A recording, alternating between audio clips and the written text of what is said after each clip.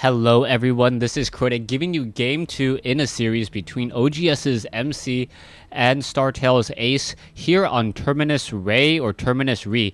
Here we have StarTale Ace spawning as the red Protoss player at the 3 o'clock position. Meanwhile, over here we have MC spawning as the light blue Protoss player at the 6 o'clock position. Couple of things to make sure to point out on this map. There are destructible rocks leading to the third base here. It is not a rich Vespene geyser, only a standard Vespene geyser, and there are 5 mineral patches instead of 6 or even 8 that we have seen sometime. Now, Terminus RE, a map that is fairly large with decent walking distances. The only real advantage I would give, though, is that StarTale Ace, if he does go for Void Rays, will definitely come out ahead just because he's a little bit closer to his opponent. He can charge off of these rocks and push in. That is, of course, unless MC goes for the Twilight Council with Blink. Stalkers with Blink, a very, very strong and more powerful counter to those Void Rays. It's one of those rock, paper, scissors battles where the Stargate beats the robotics facility beats the Twilight Council, and the Twilight Council beats the Stargate. So we'll see what these players actually go for as a probe now on the move, and it looks like both players will actually be scouting. Actually, no, we are going to have MC scouting in the correct direction. We'll quickly come across STAce here and get a little bit of a scouting advantage, as this probe will be forced to cross all the way across the map or travel all the way across the map just to find out where his opponent is.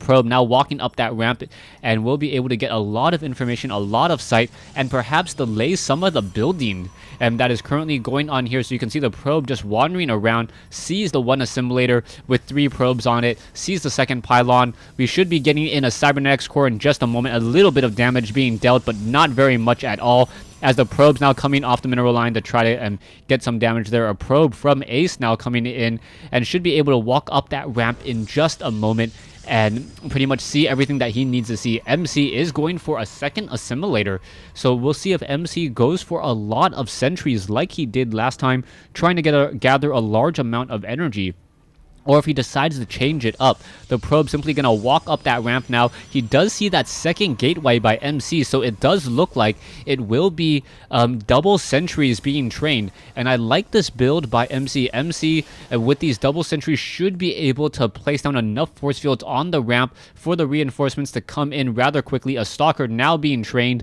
It is not being chrono boosted, however, as the energy on the Nexus. Oh, wow. MC is not currently training any additional probes, so this may actually be a 4-gate. Taking a look at the unit counts, both sides currently sitting on 20 probes, and we are getting some more probes by Ace so far. So Ace going to continue up further and further up that economic game. The longer this game goes, the better it will be for Ace, as we are now seeing the warp gate research about halfway completed for MC. Meanwhile, Ace about halfway in about another 10 seconds or so, 10 seconds behind.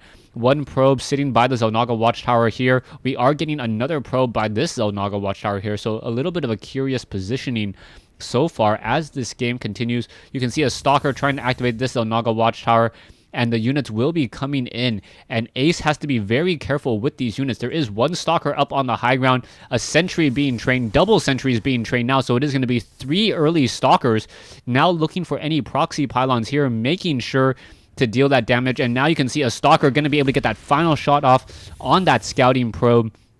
And it is going to be 2 Stalkers and a Zealot versus 3 Stalkers here. A probe now being forced to pull back and activating that Xel'Naga Watchtower just in time to see 2 more Stalkers come in. Will he actually be able to save it?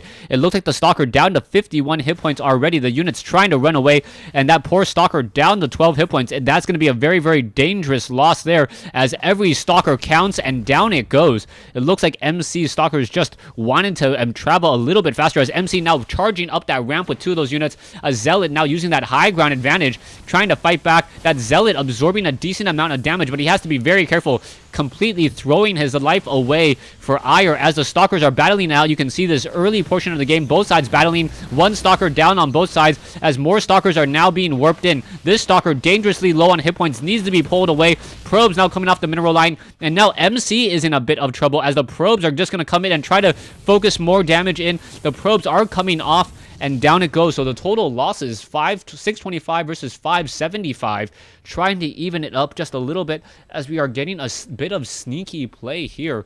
A proxy pylon set up and also a dark shrine being warped in.